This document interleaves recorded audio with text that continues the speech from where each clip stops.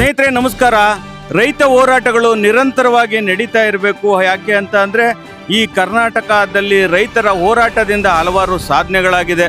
ಎಷ್ಟೇ ರೈತ ಸಂಘಟನೆಗಳು ಹುಟ್ಟಿದ್ರೂ ಕೂಡ ಅದು ರೈತನಿಗೆ ಅನುಕೂಲ. ಹಾಗಾಗಿ ಕರುನಾಡು ರೈತ ರಕ್ಷಣಾ ಪಡೆ ಅಂತ ಹೇಳಿ ಮತ್ತೊಂದು ರೈತ ಸಂಘಟನೆ ಕುಣಿಗಲ್ಗೆ ಕಾಲಿಟ್ಟಿದೆ. ಇದನ್ನು ತಾಲೂಕು ಅಧ್ಯಕ್ಷರಾಗಿ ಶೇಖರಪ್ಪನವರನ್ನು ಆಯ್ಕೆ ಮಾಡಲಾಗಿದೆ.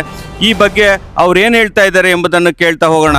ಈ ದಿವಸ ಕರುನಾಡು ರೈತ ರಕ್ಷಣಾ ಪಡೆಯೋದಕ್ಕೆ ನನ್ನ ತಾಲೂಕು ಅಧ್ಯಕ್ಷರಾಗಿ ಆಯ್ಕೆ ಮಾಡಿದ್ದಾರೆ ಪದಾಧಿಕಾರಿಗಳೆಲ್ಲ ಸೇರಿಕೊಂಡು.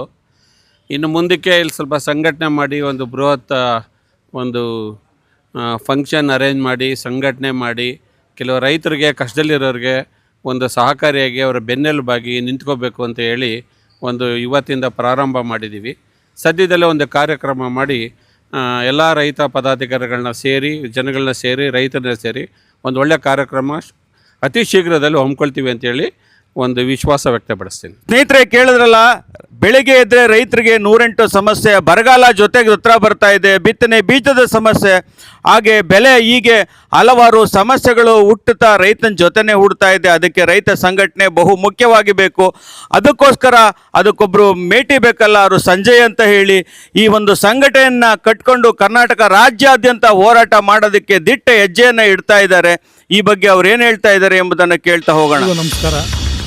ಏನಿವತ್ತು ತುಮಕೂರು ಜಿಲ್ಲೆಯ ಕುಣಿಗಲ್ ತಾಲೂಕಲ್ಲಿ ಪದಾಧಿಕಾರಿಗಳು ಹಾಗೂ ತಾಲೂಕು ಅಧ್ಯಕ್ಷಗಳನ್ನ ಮತ್ತು ಚಿಕ್ಕಬಳ್ಳಾಪುರ ಪಕ್ಕದ ಚಿಕ್ಕಬಳ್ಳಾಪುರ ಜಿಲ್ಲೆಯ ಪದಾಧಿಕಾರಿಗಳನ್ನ ಕೂಡ ಇವತ್ತು ಆಯ್ಕೆ ಪ್ರಕ್ರಿಯೆ ಮಾಡಿದ್ದೀವಿ.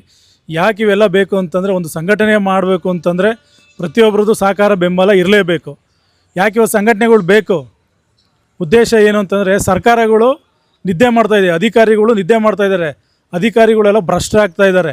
ರೈತನ ಹತ್ರ ಅವನಿವತ್ತು ಹಗಲು ರಾತ್ರಿ ಅವನು ದುಡಿದು ಹಾವು, ಚೇಳು, ಚಿರತೆ ಈ ಥರ ಪ್ರಾಣಿಗಳಿಗೆ ದಾಳಿ ಆಗ್ತಾ ಅವನು ಕಷ್ಟದಲ್ಲಿ ಇವತ್ತು ಯಾರೂ ಬರ್ತಾಯಿಲ್ಲ, ಯಾವ ಸರ್ಕಾರ ಕೂಡ ಬರ್ತಾಯಿಲ್ಲ. ರೈತರದ್ದು ಜ್ವಲಂತ ಸಮಸ್ಯೆ ಇದೆ, ಅದರ ಸರ್ಕಾರ ನಿದ್ದೆ ಮಾಡ್ತಾ ಇದೆ, ಅದೇ ರೀತಿ ಅಧಿಕಾರಿಗಳು ನಿದ್ದೆ ಮಾಡ್ತಾ ಇದ್ದಾರೆ. ಇವ್ರನ್ನ ಬಡ್ದು ಎಬ್ರಿಸೋಂಥ ಕೆಲಸನ ನಮ್ಮ ಕರುನಾಡು ರೈತ ರಕ್ಷಣಾ ಪಡೆ ಮಾಡುತ್ತೆ ಅಂತ ಹೇಳ್ತಾ, ಈ ಮೂಲಕ ಎಲ್ಲ ರೈತರಿಗೂ ಮನವಿ ಮಾಡ್ಕೊಳ್ಳೋದೊಂದೇ, ನಿಮ್ಮ ಜೊತೆ ನಾವಿದ್ದೀವಿ. ನಿಮ್ಮ ಏನೇ ಸಮಸ್ಯೆಗಳಿದ್ರೂ, ಕುಂದು ಕೊರತೆಗಳಿದ್ರೂ ನಮ್ಮ ಸಂಘಟನೆಯ ಮುಖಾಂತರ ನೀವು ಪರಿಹಾರ ಮಾಡ್ಕೋಬೇಕು ಅಂತ ಹೇಳ್ತಾ ನಾನು 2 ಮಾತನ್ನು ಮುಗಿಸ್ತಾ ಇದ್ದೀನಿ. ಸ್ನೇಹಿತರೆ, ಕುಣಿಗಲ್ ಪ್ರವಾಸಿ ಮಂದಿರ ಇವತ್ತು ಒಂದು ಅದ್ಭುತಗಳಿಗೆ ಅಂದರೆ ಒಂದು ವಿಶೇಷವಾದ ಇತಿಹಾಸಕ್ಕೆ ಸಾಕ್ಷಿಯಾಗಿದೆ. ಚಿಕ್ಕಬಳ್ಳಾಪುರದ ಹಲವಾರು ಪದಾಧಿಕಾರಿಗಳನ್ನು ಇಲ್ಲಿ ಆಯ್ಕೆ ಮಾಡಲಾಗಿದೆ. ವಿಶೇಷವಾಗಿ ಕುಣಿಗಲ್ ತಾಲೂಕು ಹೊರತುಪಡಿಸಿ ಮಿಕ್ಕೆಲ್ಲ ಕೂಡ ಚಿಕ್ಕಬಳ್ಳಾಪುರ ಜಿಲ್ಲೆಯವರನ್ನು ಆಯ್ಕೆ ಮಾಡಿದ್ದಾರೆ. ಹಾಗಾಗಿ ಚಿಕ್ಕಬಳ್ಳಾಪುರ ಜಿಲ್ಲೆಯಲ್ಲಿ ಯಾರ್ಯಾರಿಗೆ ಯಾವ್ಯಾವ ಜವಾಬ್ದಾರಿ ಕೊಟ್ಟಿದ್ದಾರೆ ಎಂಬುದನ್ನು ಕೇಳ್ತಾ ಹೋಗೋಣ. ನಮ್ಮ ಸಂಸ್ಥಾಪಕರಾದಂಥ ಸಂಜಯ್ ಅಣ್ಣ ಅಧ್ಯಕ್ಷರು ಸಾಹೇಬರು, ಸಂಸ್ಥಾಪಕರು ಅವರು ನಮ್ಮ ಜಿಲ್ಲೆಗೆ ವಿಶೇಷವಾಗಿ 4 ಜನ ಪದಾಧಿಕಾರಿಗಳನ್ನು ಈ ದಿವಸ ಆಯ್ಕೆ ಮಾಡಿರ್ತಾರೆ.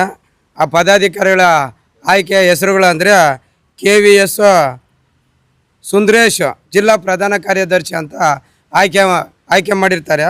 ಪುನಃ ಮಂಜುನಾಥ ಅಣ್ಣವ್ರನ್ನ ಉಪಾಧ್ಯಕ್ಷರನ್ನಾಗಿ ಆಯ್ಕೆ ಮಾಡಿರ್ತಾರೆ. ಮತ್ತು ರಾಮಪ್ಪ ಜಿಲ್ಲಾ ಸಂಘಟನಾ ಕಾರ್ಯದರ್ಶಿ ತಳಗವಾರ ಅಣ್ಣನವ್ರನ್ನ ಆಯ್ಕೆ ಮಾಡಿರ್ತಾರೆ. ಮತ್ತು ನಾಗರಾಜ್ ಗೌರಿಬಿದನೂರು ತಾಲೂಕು ಅಧ್ಯಕ್ಷರನ್ನ ಆಯ್ಕೆ ಮಾಡಿರ್ತಾರೆ.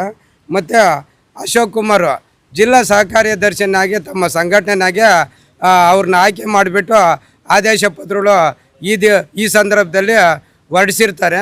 ಮತ್ತು ಇವು ಏನು ನಮ್ಮ ಚಿಕ್ಕಬಳ್ಳಾಪುರ ಜಿಲ್ಲೆಗೆ ಪದಾಧಿಕಾರಿಗಳು ಅವ್ರನ್ನ ಆಯ್ಕೆ ಮಾಡಿರ್ತಾರೆ, ಅವರು ಎಲ್ಲರೂ ಉತ್ಪೂರ್ವಕವಾಗಿ ಎಲ್ಲರೂ ಸೇರಿ ನಮ್ಮ ಸಂಸ್ಥಾಪಕರಾದಂಥ ಸಂಜಯ್ ಅಣ್ಣನವ್ರಿಗೆ ಉತ್ಪೂರ್ವಕವಾದ ವಂದನೆಗಳು ಬಯಸ್ತೇವೆ. ಇವತ್ತು ನಮ್ಮ SN ಶೇಖರಪ್ಪನವರು ಕುಣಿಗಲ್ ತಾಲೂಕಿನ ಅಧ್ಯಕ್ಷರಾಗಿ ನಮ್ಮ ರೈತರ ಸಂಘಟನೆಗೆ ಮುಂದೆ ಹೋರಾಟ ಮಾಡಬೇಕು, ರೈತರಿಗೆ ಒಂದು ಶಿಕ್ಷಣ ಕೊಡಿಸ್ಬೇಕು, ಏನು ಕುಂದು ಕೊರತೆಗಳನ್ನು ಅದೇ ಅನ್ನೋದು ಇದನ್ನು ಮಾಡಬೇಕು ಅಂತ ಹೇಳಿ ಒಂದು ಕಾಲಿಟ್ಟು ಮುಂದೆ ಬಂದಿದ್ದಾರೆ. ಅದಕ್ಕಾಗಿ ನಾನು ಒಬ್ಬ ಜಿಲ್ಲಾಧ್ಯಕ್ಷನಾಗಿ ಮಾಡಿದ್ದಾರೆ.